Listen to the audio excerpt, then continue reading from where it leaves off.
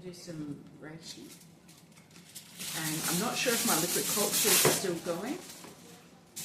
So I'm going to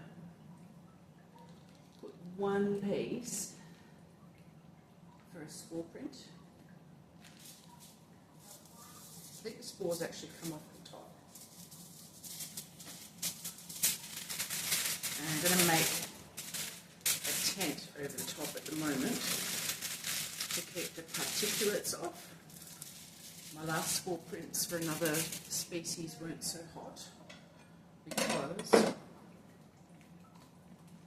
they actually were too damp. So here I am harvesting. Hopefully you can see it. Just going to pull it off. This block, oh wow, see that? It's actually covered in spores. I'll take some of those. And we might need an antibacterial. Kind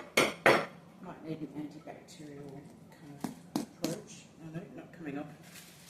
We might need an antibacterial approach, like a agar plate or whatever, with antibiotics. And this is actually an Australian root lab variety, and so it doesn't have antlers, it's more the shell form.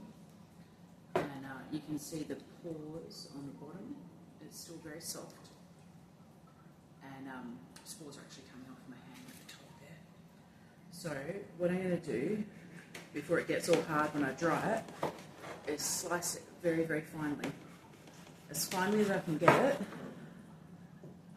without compromising it in terms of drying it. And probably what I'll do is just take a single piece and make tea with honey, homegrown honey probably.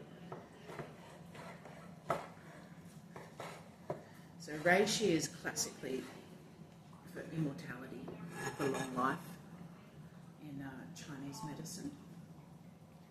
And I love it. I mean, not the taste of it, no one likes the taste of it, but there we go, some of the grow bags in there, off it goes. The longevity of mushrooms. Some of us haven't been looking so hot as we were when we were in our 20s, and so I think stuff like this to help with sugar processing, any inflammation. I mean, you start with the minerals really, but mushrooms know how to survive, so that'll be a lovely, lovely thing. And I don't have a dehydrator. Do you know what I do? I just put things in the oven. And in this one's case, I think I'll just do it like this, on a very low oven, so it doesn't actually kill it. Later I'll cook it, because some mushrooms it's very important actually for safety that you cook it. So that'll go in the oven later. There we go. Now, onwards.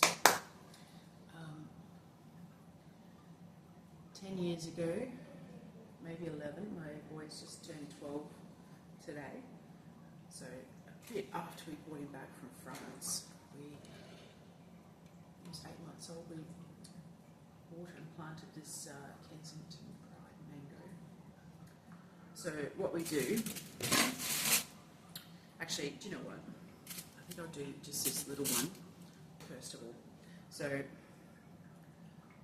preparing the mango, just running parallel to the seed. There we go.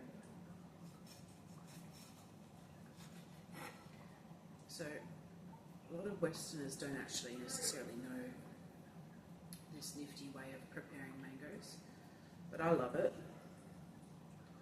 Like dicing it before you peel it, and then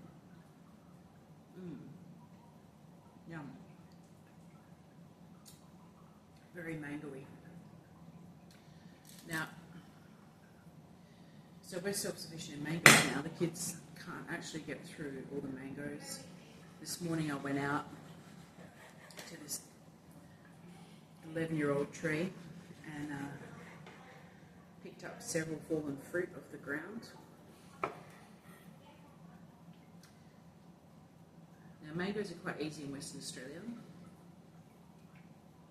So they do need watering, but the main thing might be, aside from feeding, fungus. The potassium eco-fungicide, potassium bicarbonate mixes, I did use that this season, and I think maybe it's not as effective as the commercial, but you know, it still worked, I think. So we got a yield. Apparently it can, I was going to show you, if you don't turn it inside out, you can send it in this kid's lunchbox like this, just with a teaspoon maybe, and there we have it. So it's a nice and neat kind of morning tea. Wow.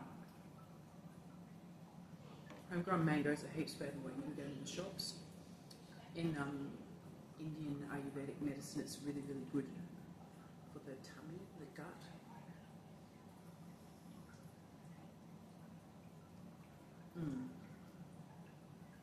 So really, I should be sharing this with the kids, but I'm just going to eat it all myself, I think. Alright, well, there's plenty more mangoes where they came from. So, I'll try and share this one with the kids, and or pick another. Yeah, so I'm going with, get yourself a 10-year-old Kensington Pride Mango, go for it.